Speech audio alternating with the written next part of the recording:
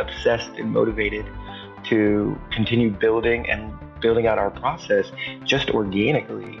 I was able to structure the company where we had different outlets. We started out with one supplier, but now we have over 5. We are leveraging, we have them in different countries because real talk, when the tariffs hit, right?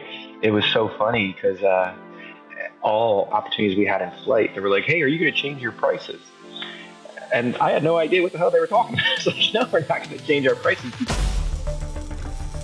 Welcome to Making Sparks, the podcast where we ignite your passion for metal fabrication and fuel your business success. Join industry leaders and dive deep into the world of metalworking. From business insights to tips of the trade, Making Sparks is your forge of knowledge.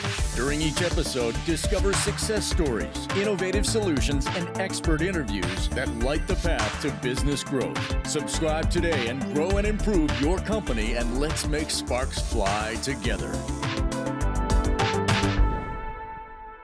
Welcome back to Making Sparks. I'm your host, Casey Voelker, sitting in my office actually, and virtually with our co-host, Matthew Nix, who, as always, I'm going to let him introduce our guests because I like to talk and I will not introduce them. So go ahead and introduce our guests, Matthew. Yeah, we got a kick-ass guest today. Nick, is it Scrivens? Am I saying that right? Is. Yeah. Yeah, so Nick runs a really cool company, and I have to say, very brilliant name, Forged Fabrics. I'm a big, if you can't see, I'm a big fan of Forging Ahead is our slogan, and also the you still owe me a signed book for that, actually. It's coming, brother. It's coming. That's standard operating procedure after the podcast. That's right. But no, it was so cool. Miranda, our head of marketing, we had one of our standard debriefs, and one of the agenda items was this new swag, and she was like nervous that I was going to shut it down because, as you can tell by how good they look, I mean they're not low end shirts, they're high end shirts, and she was telling me about it. She's like, they're these custom shirts and blah blah blah. And I said, I think that's kick ass. Yeah, let's do it. So, anyways, one thing led to another, and I got my my first influencer deal here. we're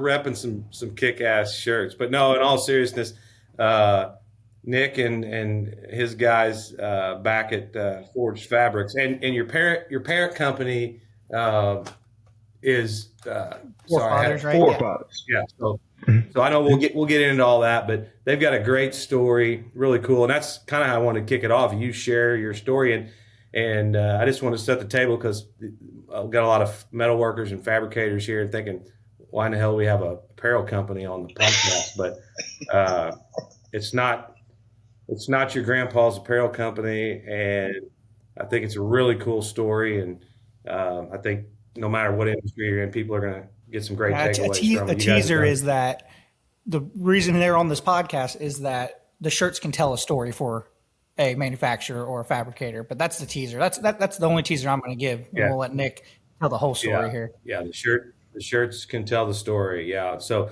the one I'm wearing today, we're calling it our legacy shirt. So that's my great grandfather on the shirt there. So anyways, we'll turn it over to Nick without further ado, and welcome to Making Sparks.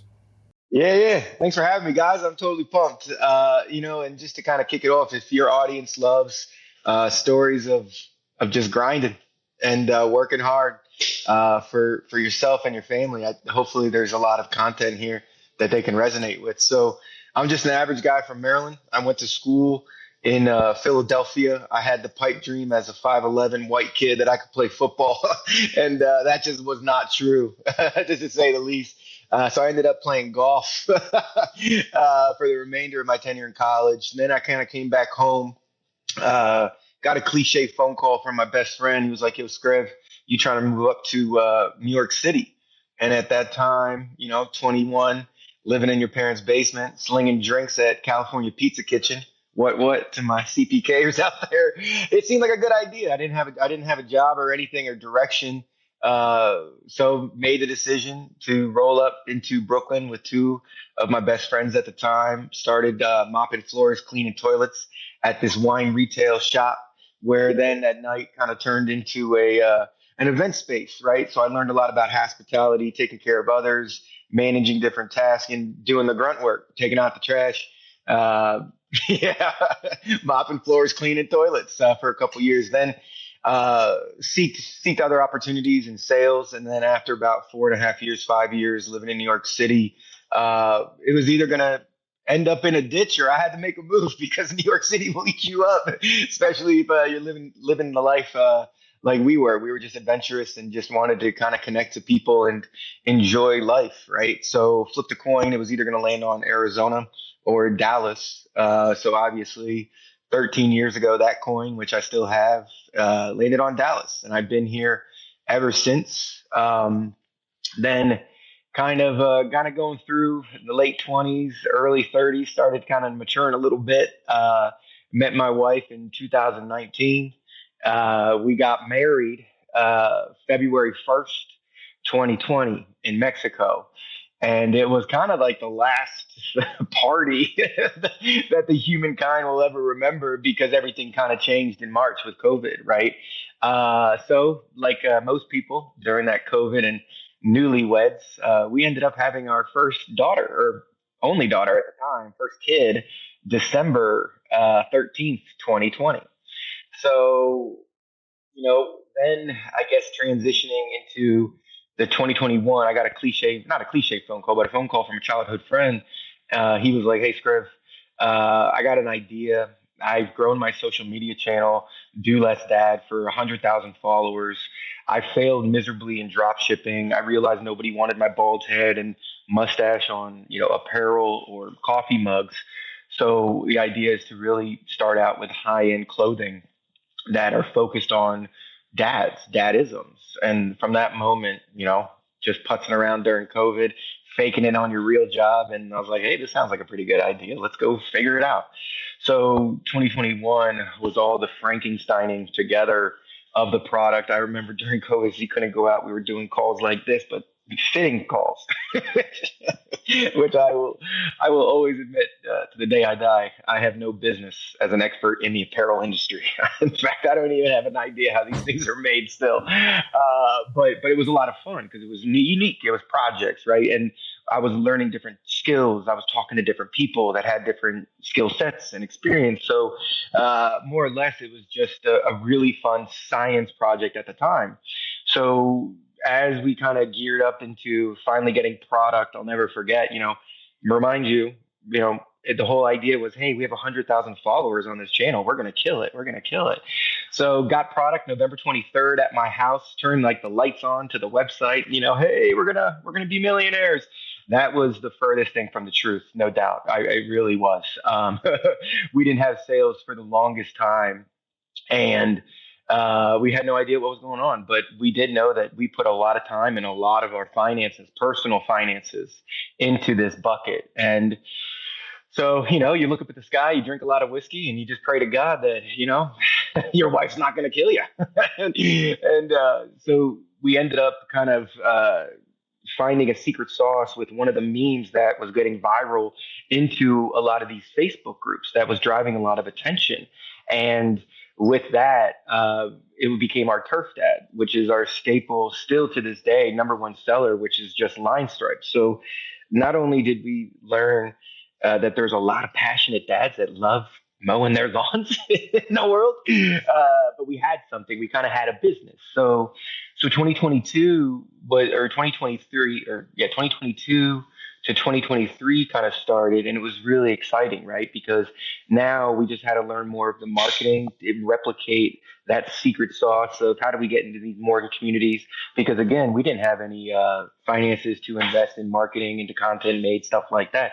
So at the bare minimum, it was just how do we keep doing this, right? So I started hitting the streets here in the Dallas area, go to a lot of the festivals, which was a great opportunity to meet our customers, learn from our customers, but also make sales while spending a little bit amount of money to do it. So with that transition, I still think as the business started to grow and really get momentum, what my childhood friend and I were doing, I still would say is ultimately impossible because he was residing in Maryland.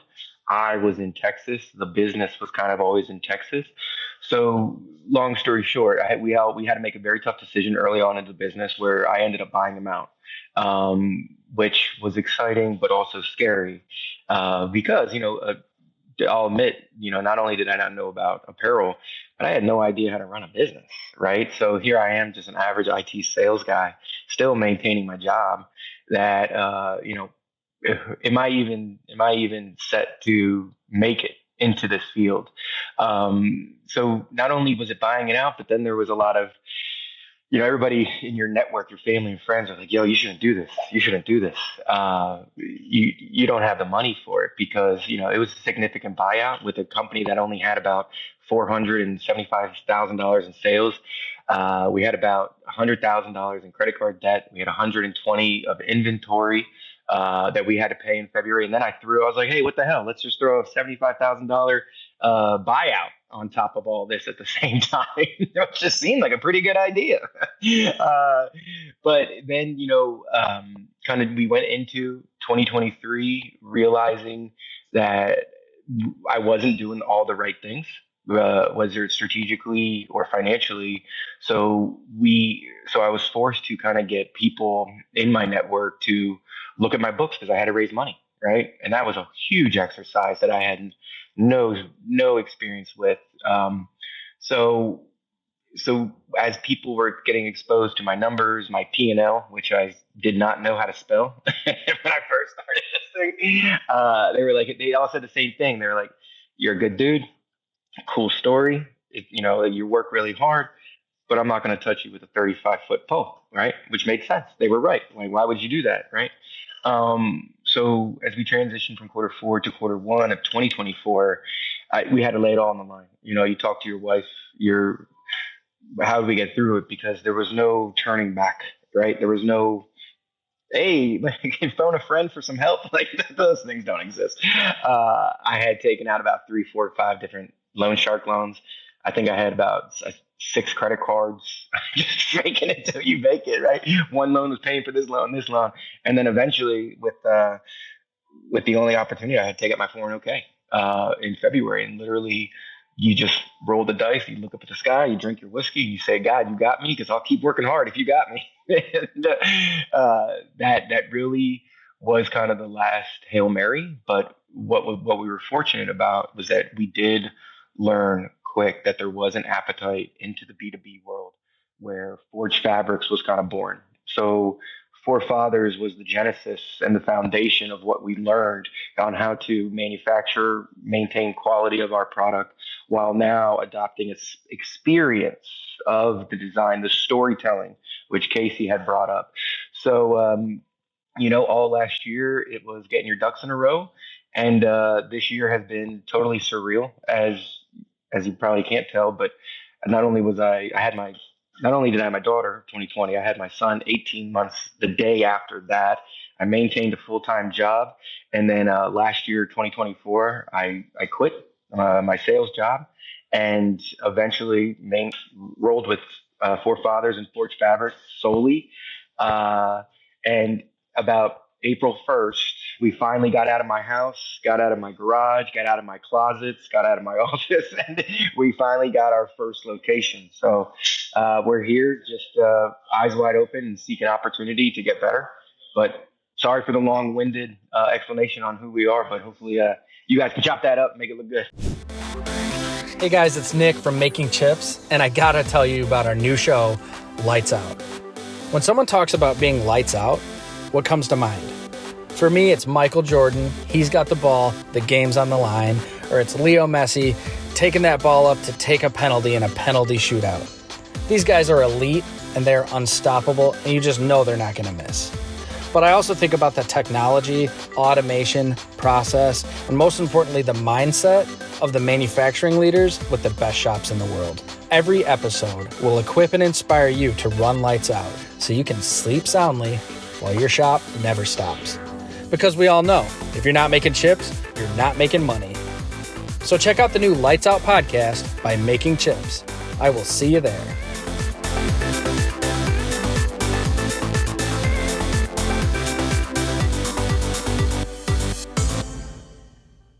was an inspiring story.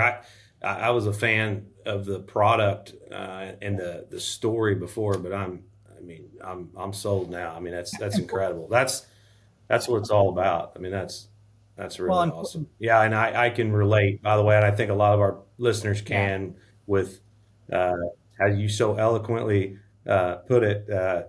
Drink your whiskey, look up in the sky, and pray. Oh man. You're kind of in this world by yourself, right? I mean, I always say everybody talks shit, but everybody, I think as we get older, we get more cautious of the information we exchange with one another. So therefore, it's always been really hard to gather information, to get people to help you because. And I really took the approach, and just for my own life, humility, but vulnerability. It's like everything about me is out in the open. There's no secret about that. Like if you want to know something, you can just knock on my door and I'll tell you whatever. Um, and just having that exposure very early on, where I grew up the school of hard knocks. I was politely asked to leave my private school, which I was there for 11 years, and I didn't make it all the way through college either. So those type of just failures, but also opportunities to stand back up. I think that's a lot how I approach this business and the growth of it is that I always tell our team, it's like, don't ever be scared to make a mistake here, ever. Because I guarantee you the owners made it multiple times. And it's not about that. It's about just learning from your faults, but having the courage to stand back up. And I think that's what really has set us apart here is that, one, we didn't have any business in apparel, but we didn't care because we saw opportunity and we just knew we had to keep working harder and harder to figure it out. And then we also were versatile enough and we weren't so, this is the only way, where when our back was against the wall and we truly had to find a whole new sales channel, we were easily adaptive into the Forge aspect where, again, it's not about the clothing, it's about the experience, about the customer really collaborating, participating. And when you think of clothing, you're like, no, I just go to this store because I like what they have. And it's like, well, who the hell are we to tell you what's cool, right? It should be more about like let's tell me your story, right? Like you said, your granddaddy's on your shirt right now. You have 100-old business that you operate right now. Not everybody gets to do that, and I don't think you can just say you're a business owner the same way you can say I'm carrying the baton from a third generation business. And hopefully one day that my kids have an opportunity very similar. But again, we have a lot of golf left to get to that point. We're only 4 years, so I can just imagine how many times that, your granddaddy was drinking whiskey, looking up at the wall, because that's just it. It's all unknown, right? And I think that's the attitude that I've taken is that it's not necessarily exciting, but I think you just have to admit that every day you wake up, you have no idea what's going to be thrown at you.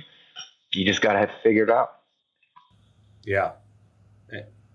You talking about, you said you have no business being in the apparel business. There's another company that comes to mind that had no business being in the apparel business and put everything on the line multiple times and almost didn't make payroll multiple times. And they got into the sneaker business and, maybe you've heard of them. It's called Nike. So yeah, that's one of the most inspiring, I think, stories about like a corporate story that I've ever read. Just the amount of times that they were like literally right at the edge of the cliff about to die and they came back again. It's unfreaking believable. Yeah, I got a real story about that too to relate to Phil's story about U.S. Customs. So, no business with anything, right? I had no idea about import, export, freight in, freight out, duties, and historically, you order something, your supplier sends it to you. They use DHL, and you're like, yeah, DHL is a massive company. They got my back. There's nothing I got to worry about. So randomly selected in 2024, randomly selected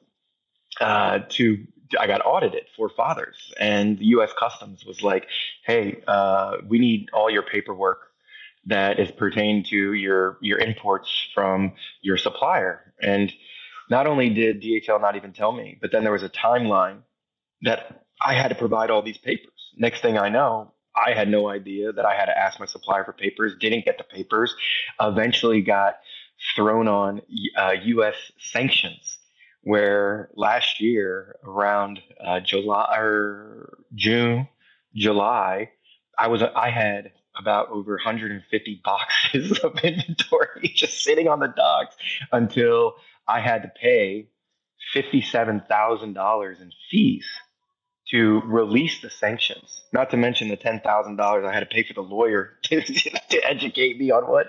But then what happened, I had to throw another $70,000 to a surety bond, which allowed me for a discounted rate to import, export my cargo. And let's remind you, February of that year, last year, I had taken out my 401k, so I had everything on the line. But that was real. That was real. And you don't sleep much. You don't. And it's not like you can just call and phone a friend. Hey, do you have experience with U.S. Customs? Luck has experience with U.S. Customs. So I'll never forget, my buddy JR, we were watching webinars on U.S. Customs for hours to learn the process. And it was insane. It was insane. But again, that's just another experience of just the unknown, where it's like, what are you going to do? You're going to go, you're either going to end up in a ditch, you're going to end up in the river, right? But there's also having that ability to be like, there has to be a way to figure it out. There has to be. And again, I was cut off by credit cards. The only people that would give me money were loan sharks. Hey, Nick, I'll give you 20 grand if you pay me 35. I guess I got to take it, And but I think there's also a reality to, we were working so hard and got lucky with a few opportunities, right? And during that time, it was the first moment where we had a deal on the table with a customer that was six figures. And it was like, oh shit, God put this into my life somehow, some way, knowing that I was going to go through all this bullshit with it and risk it all, but kind of threw me a bluebird, as they say in IT sales. So yeah, I think it's just being optimistic, but also working hard for opportunity. Hey guys, it's Nick from Making Chips. I want to give you 3 quick reasons why you should check out Mike Payne's podcast, By the Numbers. Mike, my good buddy, my partner on Making Chips, is full of wisdom. He's full of experience. He's full of what it takes to buy, sell, and lead a business, specifically a manufacturing business. So all the numbers that you should be focused on to improve your performance, that's what he's the master at. The second reason, Mike's the first person I call. If I'm looking at a new idea, a new partnership opportunity, a new acquisition, any new initiative where I need to dive into the numbers and figure out how to approach it, Mike is who I go to. And third, you got to love that buttery Tulsa King voice that Mike rocks. It just soothes your soul. It gives you the confidence to elevate your leadership. Jokes aside, if you love making chips, or if you're just passionate about improving your business performance and the financial performance of your company, check out By the Numbers by Making Chips, hosted by my good buddy, Mike Payne. Speaking of that, like 6-figure deals, that was one thing that I wanted to mention. Just so the audience understands, you've talked about the challenges that you went through. This timeline has accelerated incredibly fast, and I'm hopeful that it's none of my business, but I'm hopeful that you're getting on more solid footing and not dealing with loan sharks these days. But I'm seeing clients on your website, ExxonMobil, Dr. Pepper, CBS Sports, Isuzu. So you're locking down some pretty significant household brands now. So that's really cool. So for one, I'd love to hear what that first big deal was like, and maybe what's the process been like working with those household. Yeah. And I'll shoot you straight, right? Because I hopefully your audience resonates with transparency. I'm not here to fluff. So, our first year of Four Fathers, that 2022 kind of selling, we did $475,000 in sales. And then the following year, we did 1.2 million, which is good, but the business wasn't healthy, right? And that's when we started to adopt more into the B2B. What we were learning is that I still get giddy every time I see a for-profit sales, because now I know more that it's an individual taking their personal credit card and buying a $72 polo, which, oh, to my heart. But what we've also learned is that when it's a corporate card, no one really gives a shit anymore how many times they swipe it or what's it. So early on, we've adopted a new process where we have lower minimums, where it's 20 to 50. In the first couple of deals, because we didn't have a sales process, we didn't have any experience. We were still kind of standardizing 200 units back in 2024, which the deal size then was about $8,000 to $12,000, but it wasn't sustainable because not every customer can do 200 polos at one time, right? So then, as we started to learn more about what industries had the appetite, right?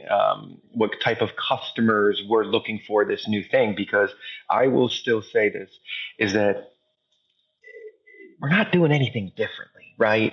It's kind of the concept of Topgolf. People have been drinking beer, playing golf before dinosaurs. It's a fact. And all of a sudden, you dress up the driving range a little bit, you part little booze and little flashy lights, and voila, you have $1 billion industry or a company.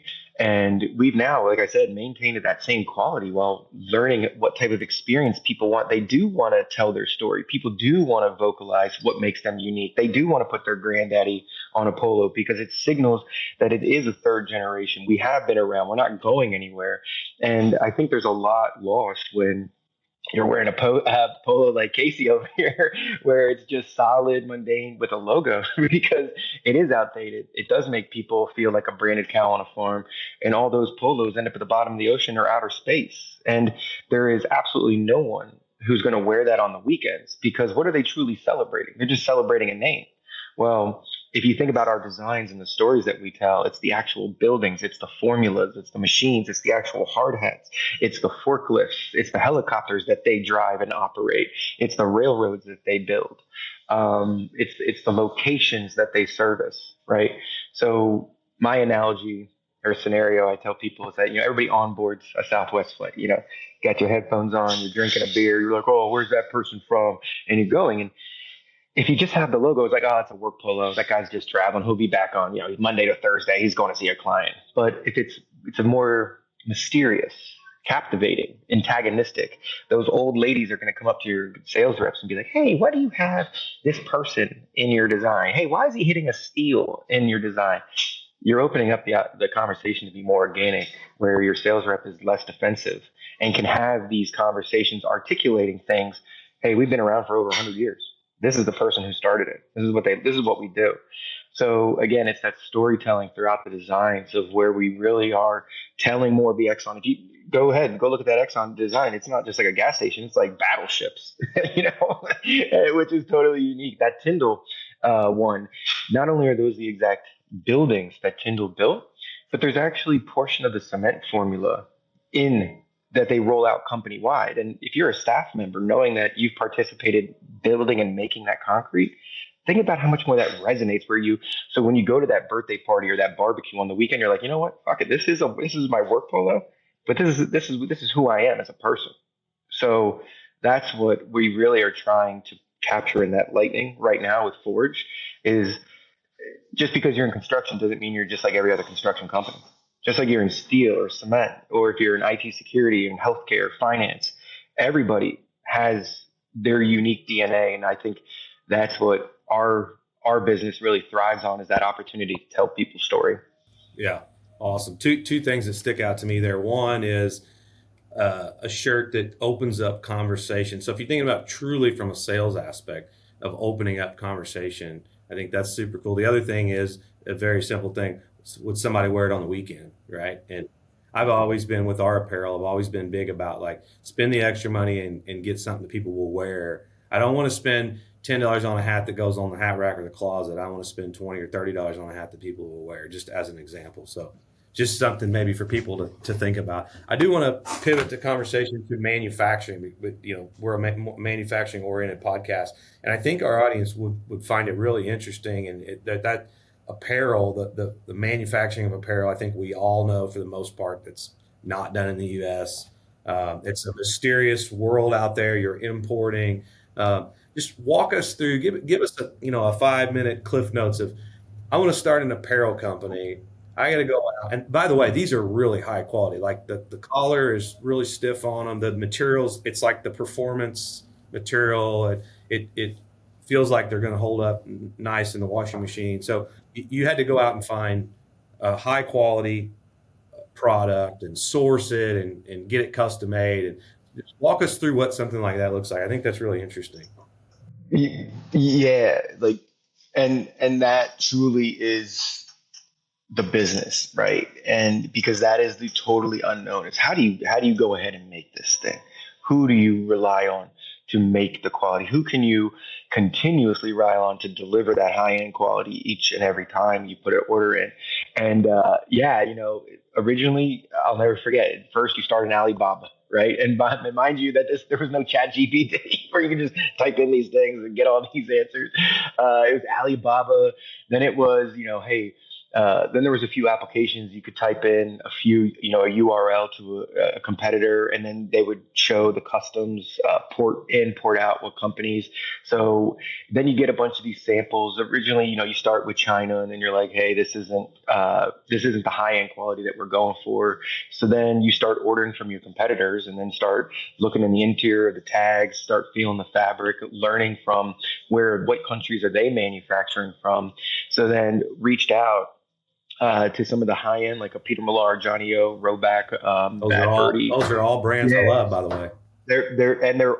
We all manufacture out of the same place in South Korea, right?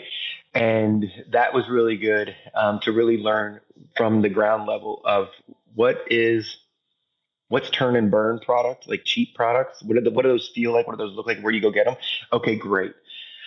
Where do you go get the high end stuff? And what you learn is that even everything in quality, it takes time, right? So that's why we aren't a turn and burn organization still to this day, is because there is a lot of quality control. There are a lot of policies and protocols that we have to ensure. So when you do get our stuff, the collars won't look like bacon. They do have reinforced stitching interior, and they do have fabric that's not going to make you sweat all over the place when you're out, right? So then you get comfortable with one supplier, like, hey, but then you start learning is that, well, how do we get faster? How do we get more efficient into our process? Who out there can help us with lower minimums while maintaining that same quality? So then, you go to the streets once again. I truly believe growing this company, it's one chapter, and then it's another chapter, but they all start with no words on the page. You really have to figure it out, and the words kind of get on the pages as you keep building. So now we have, we started out with one supplier, but now we have over 5 that we are leveraging. We have them in different countries because, real talk, and I imagine a lot of your community and audience can relate, but when the tariffs hit, right, it was so funny because all our not existing customer, but the opportunities we had in flight, they were like, hey, are you going to change your prices? And I had no idea what the hell they were talking about. It's like, no, we're not going to change our prices, because we were always built in the fire, in the ashes, and not knowing a damn thing about U.S. customs, fair trade agreements, what percent of tariffs are going to be hit per country. I was never really looking at those line items in the P&L. I'm a sales guy. I just look at sales, and what are we doing in turn? Are we practicing the right fundamentals to go get big muscles? Those are the only things I care about. And so being obsessed and motivated to continue building out our process just organically, I was able to structure the company where we had different outlets. So we weren't pigeonholed to one manufacturer. And I think when you talk about manufacturing, that's the importance. It's who are your friends in other places, who can help you continuously building right towards that goal. So yeah, I mean, from manufacturing, just the logistics side, Matthew, I didn't know if you want me to go into that, if you want me to go.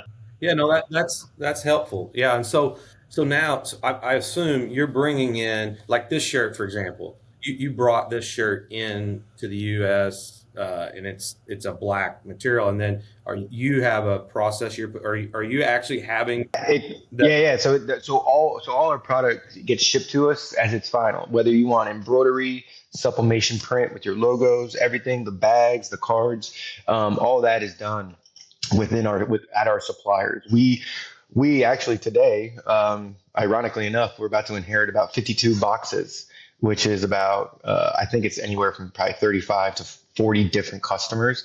So all that will get shipped here. We will go through our own Q&A, making sure everything looks good, nothing's mishandled, customers have the right counts, the right sizes, and then we box it into our custom boxes and then ship them out directly to our customers. So again, here's another thing: is that the people are always going to have an opinion of what you should do and how you should outsource and what you should outsource, what teams and third parties should you leverage. And, there's always a cheaper route where people are, the supplier's like, oh, I'll ship it to your customers directly. Don't worry about that. Or, hey, we should just ship it to a 3PL that will handle this for us. And I was always really possessive because I'm like, wait a second, the customer is going to touch this. There's no way I'm not going to inspect it before we send it out to our customers. You're selling that to me. Yeah, you're selling an experience and a premium product. And I would tell you that from the start of it to the finish of it, that needs to be consistent. And you delivered that with us. So just for the audience to understand, our head of marketing collaborates with Nick's team. You go through design revisions. It's very, very efficient. It's very professional. They send you a design revision back. You can make edits. They send it back. Once you approve it, then they're going to send you an actual sample to approve. It's a very streamlined process, very straightforward. But then when you get the product, it comes, all our product came in a big box, but then every single shirt's individually wrapped in a really nice plastic sleeve. I mean, you feel like from the beginning to the end, you're paying for a very customized, very high-end product. And you are, but it needs to feel that way when it gets to you. They're not just thrown in a box, 25 shirts all thrown in a box. I mean, they're all individually wrapped. And, I hand them out to my senior leadership team. And it's like, everybody understands, like, wow, this is, well, there's the other shirts and then there's these. So I guess what I'm saying is don't cut corners on that. I think you'd be better off to charge $5 extra a shirt and continue that experience throughout the process. And like those are the biggest battles as quote unquote, like the owner and who's driving the ship and the strategy is that, a lot of the times it is, how do we save money, right? And when you talk about that experience, those bags, I mean, that's all we ever knew because again, we were focused on quality from the beginning with our D2C brand, the Four Fathers. So we never looked at it. If we were going to provide this experience to our Four Fathers customers, well, why the hell would our Forged Fabrics not have this love and TLC where we were stuffing things in bags, extra cards, and we could save a lot of money by doing it a cheaper way, not doing in the bag, stuffing it in.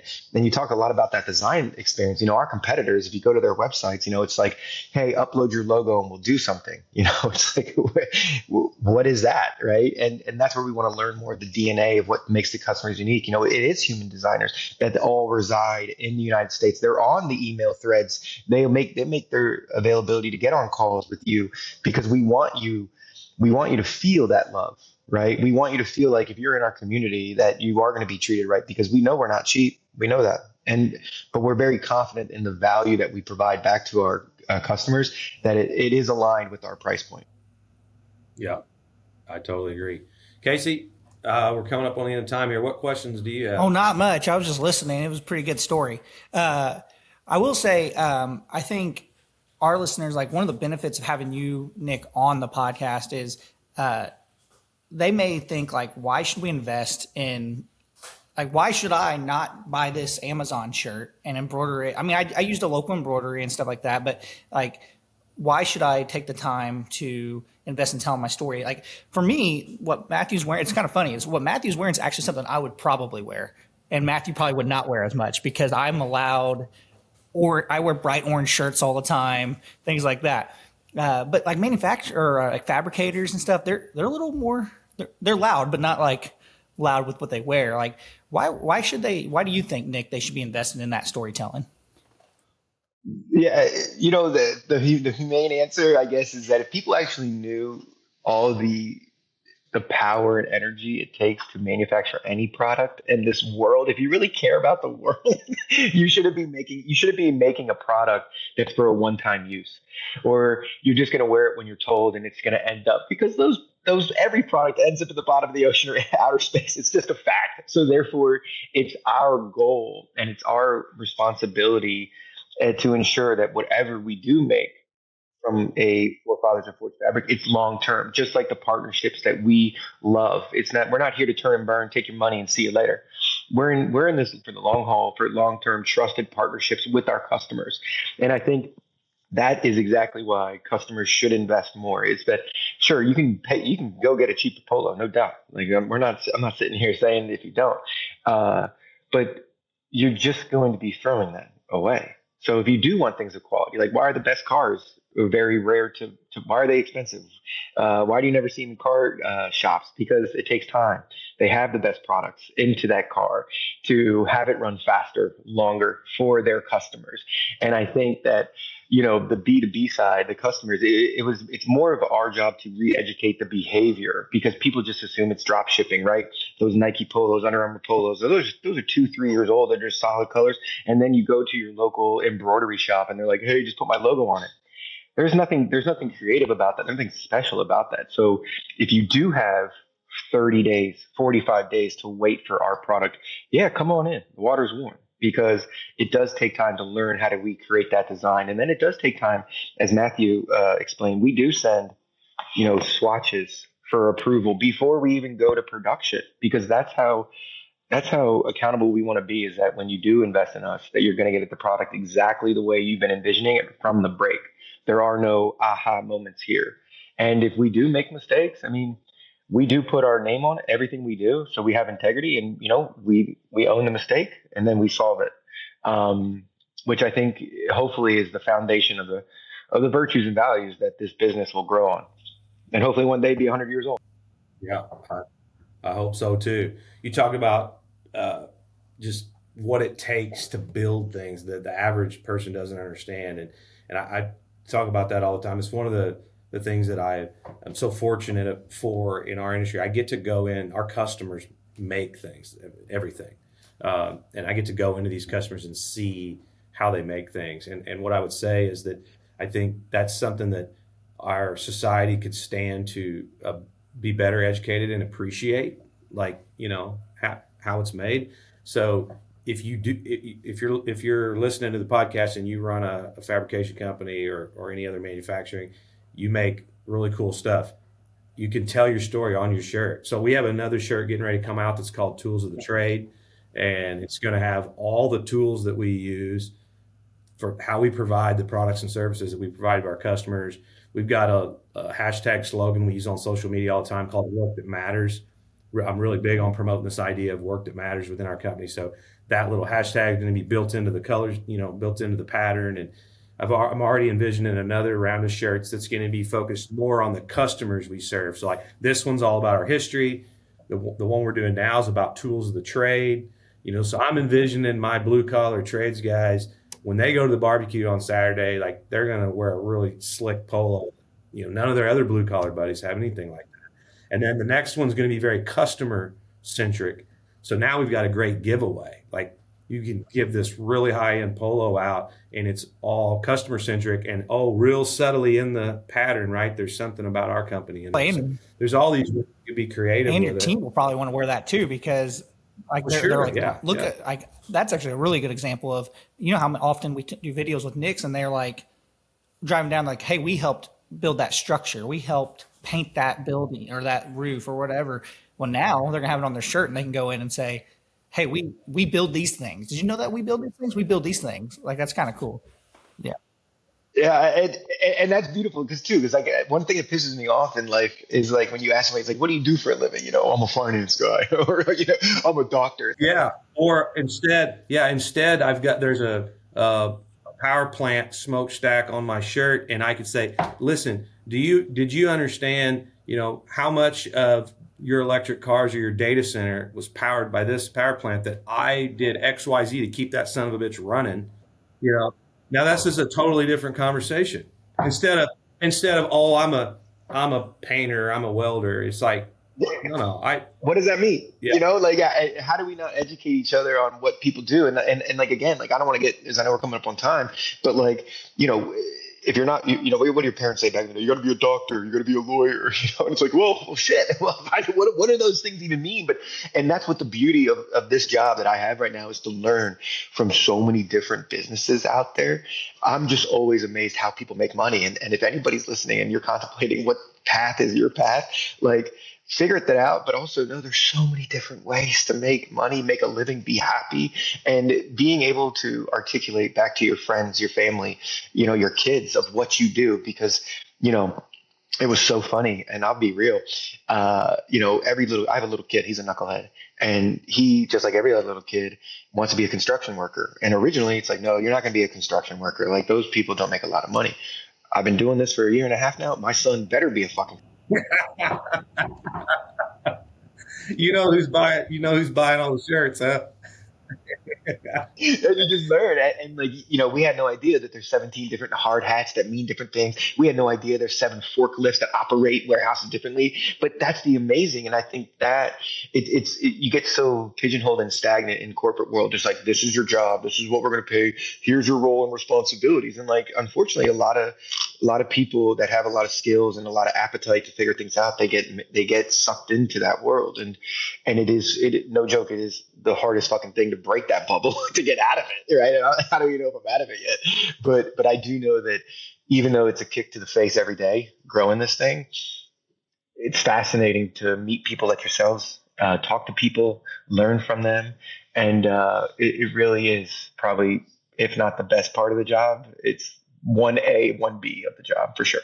How can people follow along with you? Like, are you, where can people follow along, and can people reach out to you, things like that? Yeah. Before, so obviously, forgefabrics.com, shop4fathers.com on all our handles and LinkedIn. But I will say, if you're trying to see us, Forge Fabrics, you can now finally see us in the street. We will be attending the World of Concrete in Las Vegas, January 22nd to the 24th or whatever.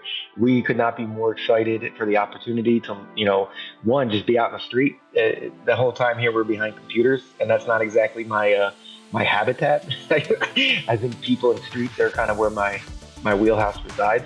So you'll see us a lot more at the roofing, construction, IT, cyber, healthcare. It's our turn, as I keep telling our team, but you can find us in the streets and you can find us on the web, no doubt. Well, thanks so much, Nick. Been a great conversation. Can't wait to get my next round of Forged Fabric apparel, and we'll certainly be repping the brand. I appreciate the opportunity, gentlemen. This has been great. Yeah, no doubt. So Nick, the way we sign off here, if you're not making sparks, you ain't making money. And in your case, if you ain't making shirts, you ain't making money. You ain't making money, and you can't go home yet. That's for sure. My daughter, she always says, "How many polos you sell today?"